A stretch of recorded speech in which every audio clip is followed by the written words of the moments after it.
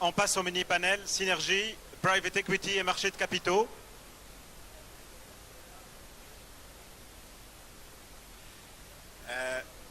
Pardon?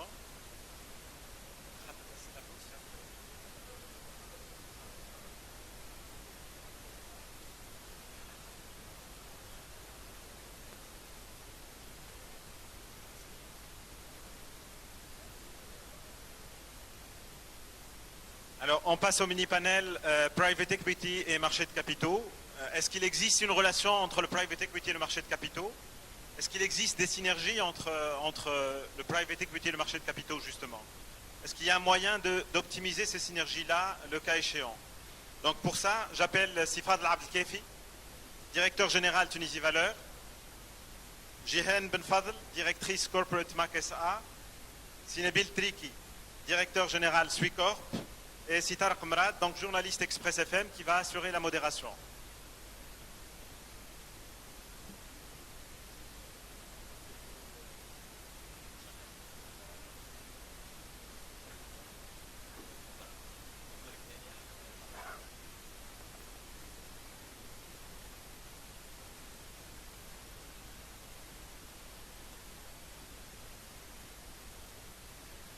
Bonjour à tous.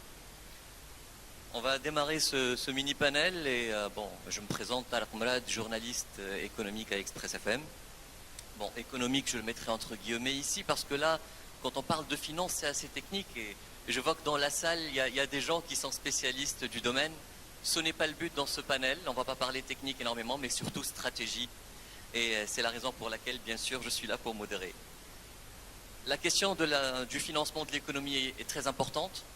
Et la cible n'est pas seulement les spécialistes du domaine, la cible aussi peut-être c'est les promoteurs qui sont dans la salle. Je ne sais pas s'il y en a, moi je ne vois pas de promoteurs. Est-ce qu'il y en a dans la salle des promoteurs de projets, de jeunes PME qui viennent, hein? Ils devraient avoir l'information, ce serait important qu'ils soient aussi présents dans ce genre d'événements.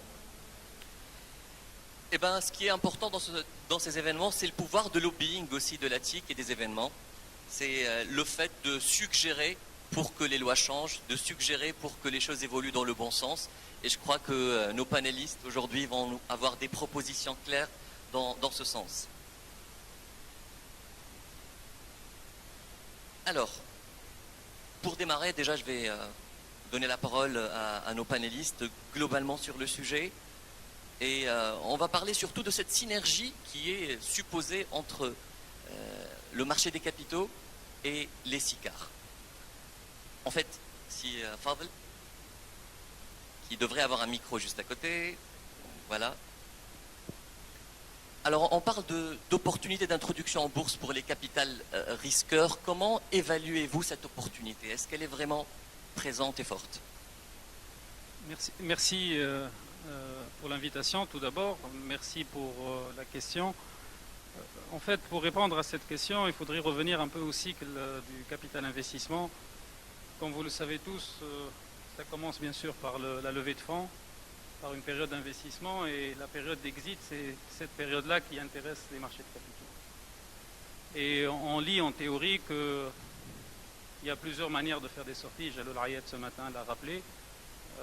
Et une des manières de faire des sorties des fonds de private equity, c'est précisément de faire des exits boursiers. Bon, tout ça, c'est de la théorie ou bien des marchés qui sont développés. Donc, quelle est la situation en Tunisie? La situation est un peu plus compliquée pour plusieurs raisons. Tout d'abord, l'industrie du capital risque en Tunisie. Elle a très mal démarré. Elle continue à gérer des problèmes historiques.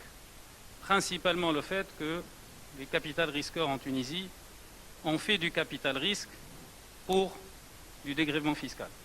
Ils n'ont pas nécessairement fait du capital risque pour faire du capital risque. Résultat des courses, on a créé une industrie tuniso-tunisienne dans laquelle la prédominance des portages a fait qu'on n'a quasiment pas vu sur les 10-12 premières années de l'activité du capital risque en Tunisie des sorties même pas stratégiques, puisque la règle c'était très simplement que le promoteur rachète la partie du capital qui lui appartient via des portages qui étaient présignés le jour même de l'entrée du capital risqueur. Donc j'allais dire, sans utiliser des termes choquants ou blessants, tout a été perverti. Bon, entre-temps, il y a eu des réformes, il y a eu des équipes qui ont été lancées, des équipes focalisées sur le capital risque. Et aujourd'hui, on a eu quelques expériences de sortie de capital risqueur sur le marché tunisien, des sorties extrêmement réussies, telles que, je cite celui de ECP de ma consoeur de MAC, des fonds ECP de l'opération Lila, qui est un succès, c'est une capitalisation extrêmement importante, un flottant important, qui a sans doute amélioré la visibilité de la bourse de Tunis, mais on a fait aussi des ratages, je n'ai pas envie de revenir dessus. Donc, on va dire que pour le marché financier tunisien, pour conclure, le capital risque a été dominé par les banques commerciales qui n'ont pas fait de capital risque jusqu'à très récemment. Et donc on ne peut pas en aucun cas voir les effets positifs qu'entraînerait cette activité qui devrait venir avant la bourse de Tunis. La bourse de Tunis, je rappelle à tout le monde ici qu'on est au bout d'un demi-siècle ou plus d'indépendance, on est à peine à 77 sociétés cotées. Il est clair que les capital risqueurs n'ont pas été un gisement qu'ils devaient être pour la bourse de Tunis. Je crois que le marché alternatif quand même a contribué un petit peu à rendre la chose plus opportune. Au fait, je ne voulais pas parler des choses qui fâchent, et un des problèmes qui fâchent, c'était le marché alternatif. Donc, puisque vous m'obligez à le faire, je vais vous donner mon avis concernant le marché alternatif. Je pense que le marché alternatif est arrivé trop tôt en Tunisie, et que le marché alternatif est destiné à des investisseurs avertis, à des investisseurs institutionnels. Résultat des courses, aujourd'hui, on peut vendre une blue chip qui peut s'appeler OneTech, qui peut s'appeler Poulina, qui peut s'appeler Lila, à un pharmacien tunisien, un médecin tunisien, un ingénieur conseil tunisien, qui sont malheureusement les seuls opérateurs du marché, du côté de la demande, mais on peut aussi lui vendre des start-up sur le marché alternatif. Et cette erreur, je pense, j'étais parmi ceux qui ont attiré l'attention, du moins à l'époque, pour dire que il ne s'agit pas d'aller copier et coller un modèle français comme on le fait dans tous les domaines d'ailleurs, hein, avec des choses heureuses et d'autres beaucoup moins heureuses. Donc on a copié et collé très rapidement ce qui se faisait en France, sans prendre la peine de voir que du côté de la demande, n'ayant pas des investisseurs institutionnels, des investisseurs avertis, on allait nous retrouver en train de faire de l'appel public à l'épargne sur des classes d'actifs extrêmement risquées face à du retail, face à des petits porteurs. Et ça, c'est strictement scandaleux. Bien sûr, arrivent ensuite les dernières opérations. Je vais le dire comme ça, on ne va pas m'interpeller tout à l'heure, Sifax. C'est-à-dire les gens peuvent considérer, à juste titre ou non, que, étant visée par le CMF, elle peut avoir le même niveau de risque que OneTech ou que Biat ou que BT ou que Lila, ce qui n'est pas le cas. Donc je dis très simplement, ces pays-là ne sont arrivés au marché Alternex qu'après avoir vidé le gisement des grandes entreprises, parce que la bourse, pour moi, doit rester quand même la représentativité de l'élite d'une économie, et on ne peut pas, sans doute pas, solliciter l'épargne publique au sens petit porteur face à des structures ou des classes d'actifs qui sont extrêmement risquées, comme le cas que je viens de citer, et il y a eu d'autres, il y a eu Carta Ciment, etc. Donc tout ça pour dire que l'expérience globalement est une expérience qui n'est pas bonne. Mais moi, je suis parmi ceux qui croient au learning curve. On peut toujours se tromper pour apprendre. J'espère que le coût de cet apprentissage n'est pas très lourd pour la perception des marchés de capitaux, qui n'est déjà pas bonne vis-à-vis des décideurs de ce pays, parce qu'il faut aussi le dire. Hein. Maintenant qu'on est en démocratie, on peut parler comme on veut. Au fait, il n'y a jamais eu une volonté politique réelle de développer les marchés de capitaux. C'est peut-être un mixte. Hein. Il y a peut-être une incompréhension du mécanisme et ou une non-volonté politique. Je ne sais pas comment on devrait pondérer les deux raisons qui ont fait que le marché de capitaux représente aujourd'hui à peine 6 ou 7% du financement de l'économie, ce qui est un taux extrêmement faible, bien sûr, comparativement à des pays voisins comme le Maroc ou l'Égypte. Donc voilà, mon bilan n'est pas, notamment sur le marché alternatif. Il faut absolument revoir la démarche des sociétés qui doivent aller sur le marché de capitaux. Non, je vous rassure, le terme synergie est un terme positif, on va y arriver. Donc je passe à Jihen Benfadl, directrice corporate de Makessa. Alors pour voir le verre à moitié plein, j'ai envie de dire, il y a eu quand même des opérations qui ont été réussies dernièrement. Ça veut dire que quand même cette synergie commence à se mettre un petit peu en place et qu'il y a des choses qui sont en train d'évoluer dans le bon sens. Alors cette synergie commence-t-elle pour moi à montrer ses prémices? Alors, comme vient de dire Sifab, donc il y a eu vraiment l'introduction de SAH avec l'exit de ECP. C'était la première sortie d'un fonds d'investissement étranger sur la bourse de Tunis, qui a été une réussite. Il y a aussi le développement du marché de capitaux tunisien, c'est-à-dire le marché boursier. On incite les sociétés à s'introduire. Et donc, pour un fonds de private equity, quand la sortie est claire, quand le marché offre des possibilités de sortie, des multiples de valorisation qui sont intéressantes, je pense qu'avec ce développement-là, on va attirer beaucoup plus de fonds étrangers qui vont investir et qui vont donner des opportunités à des jeunes sociétés tunisiennes, puisque, comme vous savez, 80% du tissu économique tunisien est constitué de jeunes entreprises. Donc, il va donner la possibilité à ces jeunes entreprises de se développer, de croître et puis de s'introduire sur le marché. Et donc, je rejoins l'idée de Fab. Il y a plusieurs sociétés qui se sont introduites sur le marché alternatif. Avant l'introduction sur le marché alternatif, qu'il y ait un partenariat, que ce soit stratégique ou bien financier, avec un fonds d'investissement, comme une première étape, comme pour après s'introduire en bourse. Et ce ne serait pas un petit peu aussi la mission des intermédiaires en bourse de préparer tout cela ou de dire stop à un certain moment, vous n'êtes pas encore prêt pour accéder? C'est notre rôle.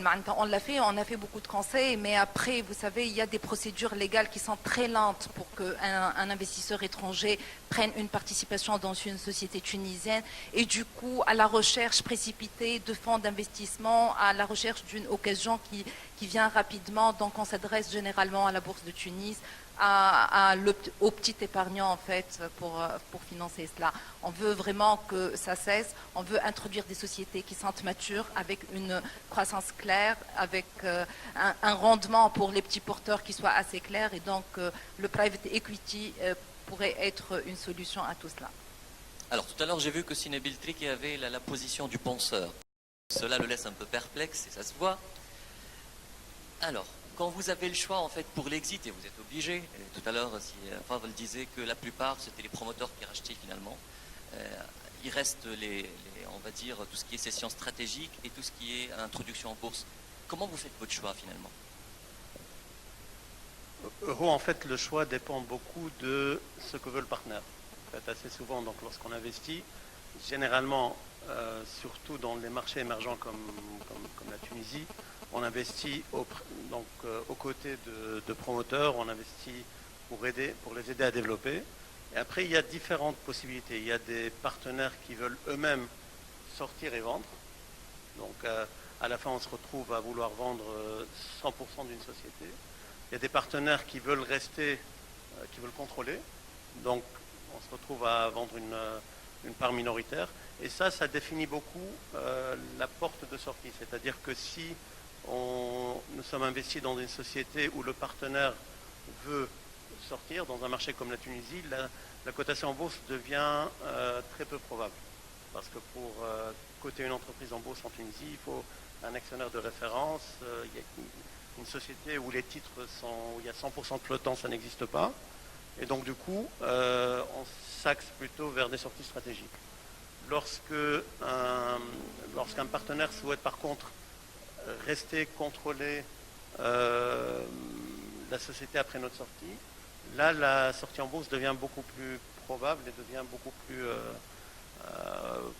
plus logique, disons, comme sortie. Mais je veux revenir en fait à un point important. En fait, lorsqu'on parle de synergie, on parle souvent d'une seule synergie qui est la bourse comme étant une porte de sortie pour un fonds de capital investissement.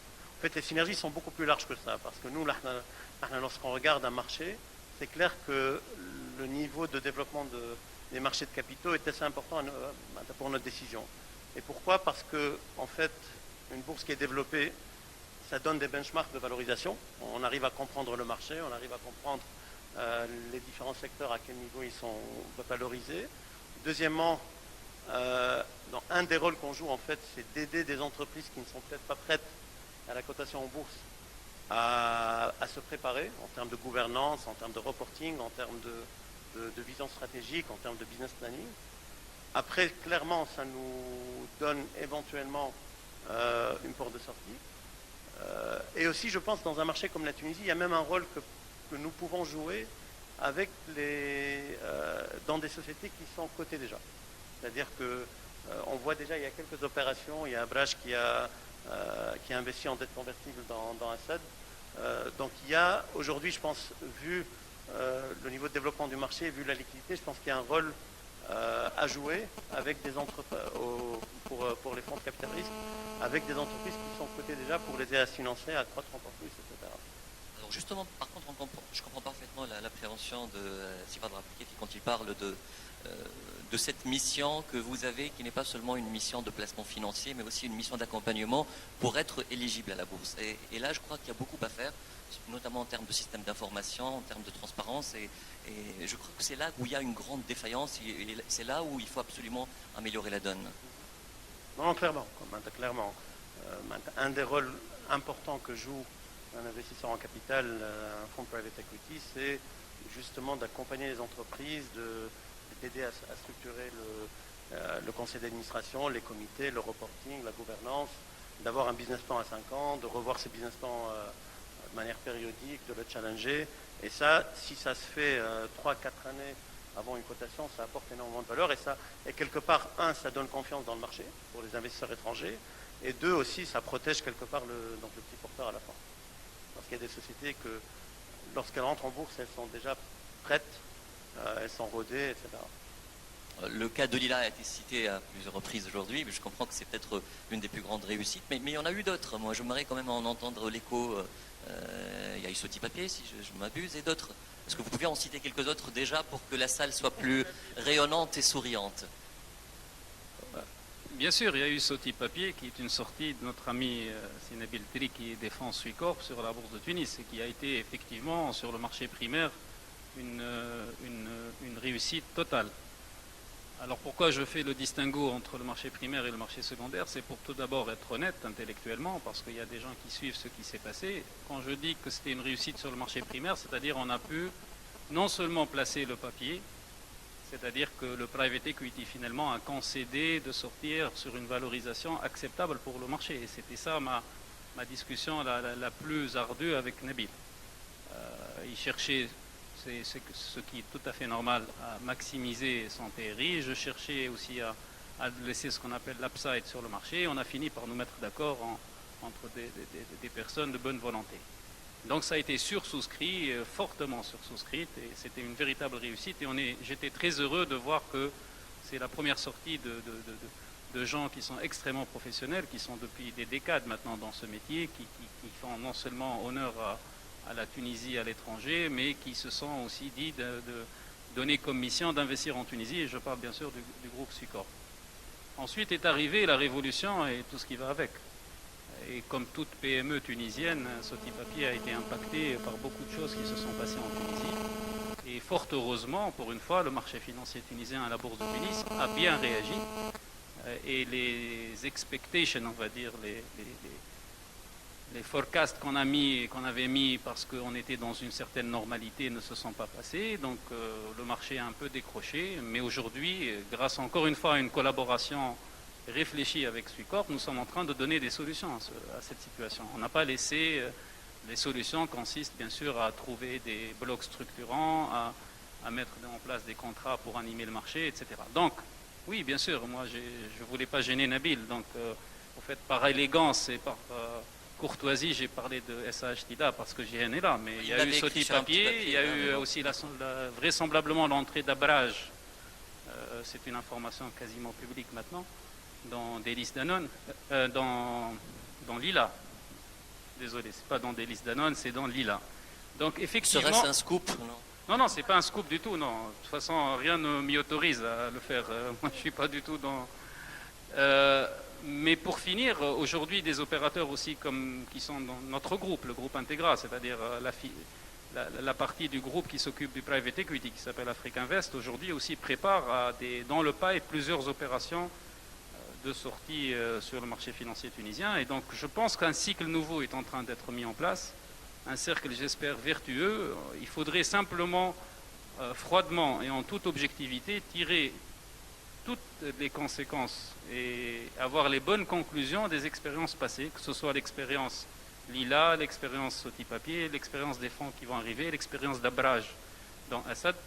Et franchement, pour faire développer un marché financier tunisien, il est clair que sans l'apport des private equity, on ne pourra pas aller très loin, notamment au niveau de la représentativité de l'économie nationale au niveau de la bourse de Tunis. Et surtout que quand on parle de financement de l'économie, on sait que les outils financiers sont différents, sont différenciés, et qu'ils s'adressent à des cibles différentes, et que pour l'innovation, pour les petites startups, eh ben, le private equity reste très très important, il joue un rôle absolument important. Alors, juste, je saisis l'occasion de ce qui était dit là, pour parler un petit peu de l'amélioration apportée. Il n'y a pas seulement un travail à faire de la part du private equity, il y a aussi un cadre juridique et légal qui va absolument évoluer. Quelles sont pour vous les priorités réellement aujourd'hui d'évolution du cadre pour faciliter ces synergies à mettre en place entre le private equity et puis pourquoi pas le marché des capitaux? La question, donc, c'est la synergie entre le marché de capitaux. C'est le cadre légal. On parle aussi du cadre légal qui doit évoluer. Moi, je suis parmi ceux qui, dès qu'ils entendent le terme cadre légal, j'ai des poussées épidermiques. En Tunisie, si on arrête 2 secondes de parler de cadre légal, on se sentira tous beaucoup mieux. Ça, c'est le cadre létal. Non, non, le problème, je vous parle très sérieusement. En fait, je ne sais pas pourquoi à chaque fois où il y a un problème qui est posé, la réponse immédiate, quasi pavlovienne, des Tunisiens d'une manière générale, c'est de dire il faut reprendre le cadre légal. Moi, je vous dis, le cadre légal, du moins des marchés de capitaux en Tunisie, non seulement ne souffre quasiment d'aucune défaillance majeure, qu'il est update et que vraisemblablement on est en train d'utiliser à 15, 20 ou 25% de sa capacité réelle. Nous avons tout copié et tout bien copié. On a une loi, d'ailleurs actuellement à l'ARP, ils sont en train de négocier une loi sur la sécurité financière et on a l'impression qu'on est dans une schizophrénie totale où 50% de l'économie est dans l'informel, où notre Assemblée nationale est en train de faire voter des lois qui interdiraient l'utilisation du cash dans les transactions. C'est surréaliste. Ceci s'applique strictement sur les marchés de capitaux. Nous avons tout fait, les marchés alternatifs, les sécurités de transaction, les settlements électroniques, les fonds de garantie de marché, la douane des sécurités financières. Donc, ce qu'il nous faut par contre pour développer le marché, c'est 2 ou 3 choses. 1, la volonté politique. Sans volonté politique, je pense que rien ne se fera. Et la volonté politique, pour moi, disons-le clairement, parce que j'ai pas envie de donner l'impression que je tourne autour du pot. Quand vous avez un pays qui double sa dette en 4 ans, en montant, et qui fait donc progresser sa dette de 30% du PIB à 51%. Tout le monde se rend compte aujourd'hui, grosso modo, que c'est limitatif. Et qu'il y a 2 solutions. Ou on va continuer dans cet endettement, ou on va se dire, peut-être qu'il faudrait regarder les privatisations. C'est un terme tabou d'ailleurs. Aujourd'hui, c'est très rare d'entendre des gens parler de privatisation, parce que vous connaissez les réactions en chaîne derrière. Surtout en période de grève. Hein. Derrière, il faut le dire. En période de grève ou pas, de toute façon, ils font grève, donc autant en parler. Donc l'idée, c'est de dire, est-ce que nous, on est capable aujourd'hui dans ce pays d'alimenter, d'alléger le budget d'État en cédant des sociétés publiques, en étant social concern. Personnellement, je ne suis pas libéral, clairement. Derrière, il y a des gouvernements de gauche en France qui ont privatisé. Aujourd'hui, en Tunisie, nous avons une expérience des cimenteries tunisiennes. Les cimenteries tunisiennes qui ont été privatisées produisent mieux, sont moins polluantes et emploient plus de monde et sont rentables par rapport à la gestion étatique d'il y a 15-20 ans. Voici un exemple vivant. Donc, quand je dis volonté politique, cette volonté peut s'exprimer aussi par un plan de privatisation, sans népotisme, ça va sans dire, en étant social concern, ça va sans dire, et en donnant comme objectif d'alléger le budget de l'État et de se dire, nous, en tant qu'État, on est mauvais gérants, il vaut mieux qu'on fasse autre chose. Et commencer à alimenter, entre autres, la bourse de Tunis par ces privatisations. Parce que, regardez à côté de nous les expériences. Quand est-ce que le marché égyptien a démarré? C'est quand les privates égyptiennes ont démarré, tels que Ahram Beverages, etc. Quand est-ce que le marché marocain a démarré? C'est quand Maroc Télécom a été mis sur le marché. En Tunisie, je n'ai pas envie de la citer, nous avons des entreprises publiques cotées qui sont en fonds propres négatifs et qui cotent chaque matin, que nous traitons chaque matin sur la bourse de Tunis. Voici le contraste qu'il y a entre une volonté politique de développer quelque chose et une volonté politique de laisser les choses comme elles sont. Donc, un. Deux, je vais dire ce que je dis là est trivial. Faire augmenter le poids d'une bourse ou d'un marché de capitaux au niveau d'une économie, c'est très simple. Vous la donnez cette équation à un élève de première année primaire, il va vous répondre. Il faut pousser concomitamment l'offre et la demande. Nous, en tant que privé, JN et moi, nous faisons notre homework. Notre job, c'est d'aller convaincre les entreprises tunisiennes, familiales, que nous sommes tous mortels. Il faudrait peut-être penser à la transmission, qu'avoir un gearing de 400%, ce n'est pas viable, et que le marché de capitaux peut le faire. Et nous commençons à réussir. Donc ça, c'est le côté d'opérateurs comme nous qui allons convaincre. La privatisation est entre les mains de l'État tunisien, et je termine sur la demande. Si on ne règle pas la demande au niveau du marché, en la structurant en une demande de plus en plus institutionnelle, et en laissant 20-30% du marché entre les petits porteurs, on n'aura jamais de bourse. Alors, bonne nouvelle, et ça par contre, ça c'est un scoop. C'est un scoop que tout le monde connaît, hein, donc c'est pas vraiment... La Caisse des dépôts et consignations, si Jamel, s'il est dans la salle, va le confirmer, a décidé de lancer des fonds institutionnels sur la bourse de Tunis aux côtés d'opérateurs. Ça peut être MAC, ça peut être Tunisie Valeurs, ça peut être BNA Capitaux, ça peut être mes amis d'Axis.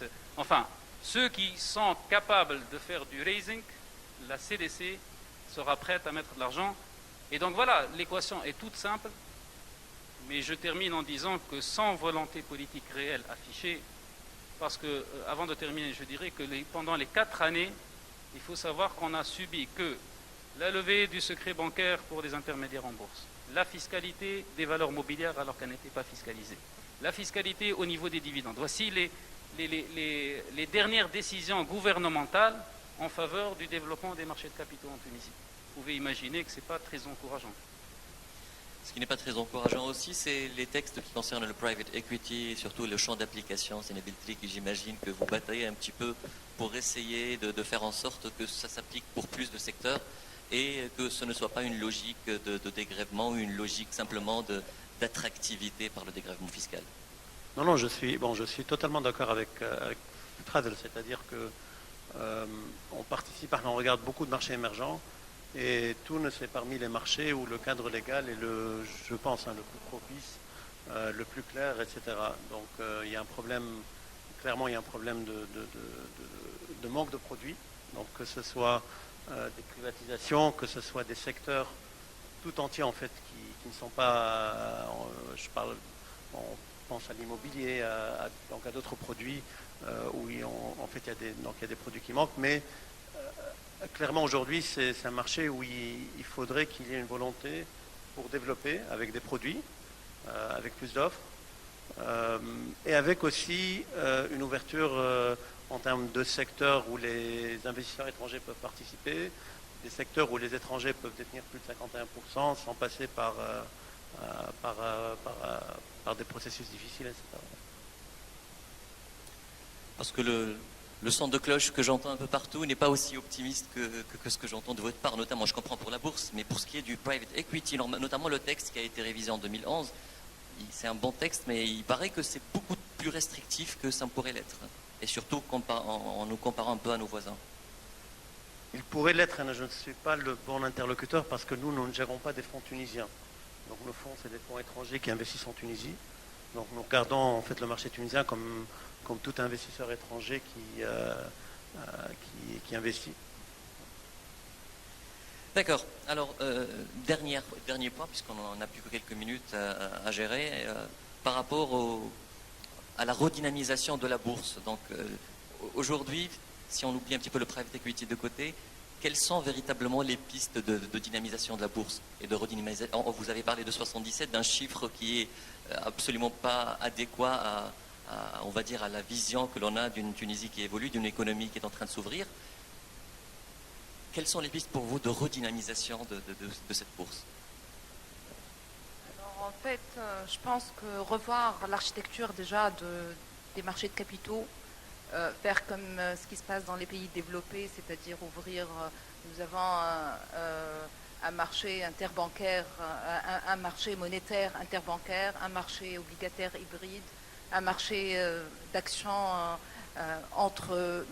qui se gère entre les intermédiaires en bourse. Donc ouvrir ces marchés, je pense que ça aiderait réellement à faire évoluer le marché de capitaux, les marchés de capitaux en Tunisie, je pense. C'est Abdelkrim. Tout d'abord, moi, à chaque fois, on me pose la question de savoir comment on pourrait développer le marché de capitaux en Tunisie. Je répète en disant que la première chose à faire, c'est de créer un vrai marché obligataire. Jalou Al-Ayed en parlait aussi ce matin. Un vrai marché obligataire ne peut se créer que si nous avons une courbe des taux. Or, il se trouve qu'en Tunisie, nous n'avons même pas cette courbe des taux pour des raisons, yatul sharhum, donc ça va être très lent à expliquer, ou bien que ce soit tout à fait trivial. Donc, s'il y a une volonté de développer les marchés de capitaux, il faut tout d'abord axer tout l'investissement sur comment améliorer la liquidité de la courbe des bons souverains, des BTA, que nous appelons en Tunisie les bons du trésor assimilables, qui sont un copier-coller, encore une fois, des OAT françaises. Donc on n'a rien inventé, on est allé copier simplement, et bien copier, ce qui n'est pas une mauvaise chose en soi. Ensuite, derrière, c'est ce que je disais tout à l'heure en réponse à votre question, c'est que si nous voulons faire émerger une vraie bourse tunisienne, il faut pousser concomitamment l'offre et la demande, parce que ce que je dis, encore une fois, est trivial. Si nous poussons trop l'offre, on créera des crises. Si on pousse trop la demande, on créera des bulles. Concomitamment et intelligemment, c'est-à-dire de lancer plusieurs opérations d'introduction dans le pipe et lancer ce qu'il faut comme structuration de la demande, qui devrait venir. Un autre chiffre qui est très remarquable pour la Tunisie, nous sommes le dernier marché arabe à être fermé à l'investissement étranger. Le dernier. Bien sûr, quand vous parlez au pouvoir public, ils vous disent qu'il est ouvert à 50. Je peux toujours dire qu'il est fermé à 50 aussi. Ça dépend de quel angle vous êtes en train de voir le problème. Donc aujourd'hui, des pays aussi fermés que l'Arabie Saoudite permettent à des investisseurs étrangers, via des véhicules qui se créent quasiment en 24 heures, d'investir sur les actifs cotés sur les bourses en Arabie Saoudite et autres. Donc la demande institutionnelle étrangère, tout d'abord, la demande institutionnelle locale, inciter nos compagnies d'assurance, nos caisses, nos banques à s'occuper peut-être un peu plus de l'investissement sur la bourse de Tunis, pour structurer une demande institutionnelle forte et donner plus de profondeur au marché. De l'autre côté, nous, en tant qu'opérateurs privés, on ne peut convaincre que les privés à venir en bourse. Vous ne voyez pas, JN et moi, en train de convaincre la STEG d'aller se faire coter. Le PDG de la STEG, avec tout le respect qu'il nous doit et peut-être toute l'amitié, va nous dire, in fine, bon, de toute façon, ce n'est pas une décision que je peux prendre seul, c'est ma tutelle qui doit le prendre. C'est donc N plus 20 ou N plus 30 au niveau hiérarchique. Enfin, peut-être pas la STEG, mais une autre entreprise publique. Donc il faut une volonté, il faut redynamiser une politique économique qui peut être différente, mais qui peut ne pas être sous le slogan du libéralisme. Je ne suis pas en train de défendre le libéralisme. Je suis simplement en train de dire qu'il faudrait à un moment ou à un autre se rendre compte, Jalloul encore le disait, ça fait la 10e fois que je cite Jalloul, que les entreprises publiques coûtent 5 milliards de dinars de déficit à l'État chaque année. Bon, maintenant 5 ou 4 ou 3 ou 2, en tous les cas, on est déjà en milliards de dinars. Parce que tous ces chiffres-là ne sont pas très précis, par ailleurs. Et donc, finalement, il peut y avoir une short list. On peut restructurer ces opérations avec des gens, des amis comme Sinebil, comme les gens de CP, comme les gens d'Abrage, comme les gens d'Africa Invest. Ensuite, dans une deuxième étape, faire coter ces sociétés en bourse, etc. Et en sauvant ces entreprises, croyez-moi, non seulement on sauvera les emplois, et on pourra peut-être à terme en créer. Ce qui n'est pas le cas aujourd'hui. Parce qu'aujourd'hui, nous sommes en train de les créer par décret, par nomination. Par décision administrative, on crée les emplois. Ça, ce n'est pas des emplois. Et pour citer Jalloul Ayed, encore une fois, c'était lui aussi qui avait été le dernier à apporter encore une modification et une amélioration au texte pour le private equity. Juste, si appliqué, vous pensez que le private equity aujourd'hui, il permet quand même de jouer un rôle au niveau de la préparation à la bourse, même si aujourd'hui la donne n'est pas toute positive, mais ce rôle, il faut bien qu'il soit joué par quelqu'un. Incontestablement. Moi, je connais personnellement l'expérience de mes amis et mes compagnons de Tuninvest, Africa Invest. Je sais leur rapport, ils ont une terminologie propre à eux, les gens du private equity. Ils parlent toujours de valeur ajoutée. Et c'est vrai que ce n'est pas de la théorie. Avoir un capital investisseur aux côtés d'une famille, tout d'abord, ce n'est pas que l'argent. Les gens se pensent que c'est l'argent. Tout d'abord, c'est institutionnaliser l'entreprise familiale. Parce que quand vous avez une entreprise au fin fond du pays, qui est une entreprise qui peut être brillante mais familiale, un ingénieur de bonne qualité peut ne pas avoir l'envie d'aller travailler avec une famille à l'autre bout du pays. Quand l'arrivée du capital risqueur ou du capital développeur va institutionnaliser déjà l'entreprise, va améliorer bon, c'est un terme qu'on utilise toujours en ce moment en Tunisie, c'est une mode, mais je vais l'utiliser quand même, la gouvernance de l'entreprise. Ensuite, ça améliore substantiellement le network de cette entreprise. Moi, j'ai vu de mes propres yeux des PME à l'autre bout du pays ouvrir des négociations avec des multinationales européennes grâce à la présence de Tunavest Afriquinvest. Ils ne pouvaient pas le faire seuls. L'accès au crédit, l'accès au montage financier, l'amélioration substantielle de l'encadrement, les idées nouvelles concernant, ils ont mis des stock options pour les gens qui y travaillaient, et la sortie derrière. Moi, il y a une anecdote, je ne vais pas citer les noms, mais il y a une anecdote d'une de nos investis compagnies dans Tunavest. Le jour où on a cédé totalement notre participation, le promoteur a demandé à un de nos partenaires de rester administrateur à titre personnel dans cette société, parce qu'aussi, tout est une relation amicale et c'est des relations humaines. In fine, la personne, le promoteur, a demandé que cette personne reste dans son conseil, bien qu'il n'y ait plus aucun intérêt capitalistique. C'était simplement le fait de l'avoir parce qu'il pensait que c'était un homme qui l'a accompagné dans les moments difficiles et qui sont arrivés ensemble finalement à faire quelque chose de décent de cette entreprise. C'est un effort commun et le terme synergie s'applique absolument pour créer cette valeur. Ça me permet aussi de placer le slogan d'Express FM, écoutez cette radio, et créateur de valeur, nous aussi on y contribue.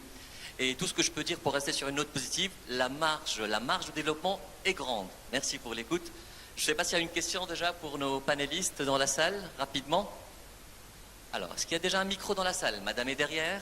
Est-ce qu'il y a des doigts qui se lèvent dans la salle? Ah, ça me rappelle la classe. Eh bien, vous êtes satisfait. Merci beaucoup.